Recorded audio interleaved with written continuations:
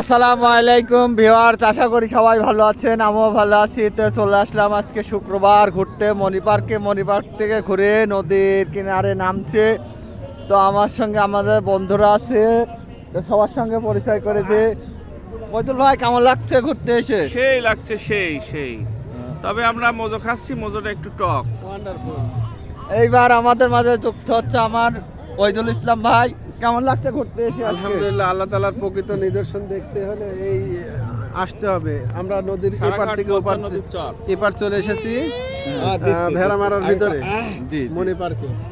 এই যে আমাদের সবার সুপরিচিত ভাই বকুল ইসলাম। আসসালামু আলাইকুম ভাইজান, আলহামদুলিল্লাহ ভালো লাগতেছে। বেরাম সাবালের খালারা আছে, আরো ভালো লাগতেছে।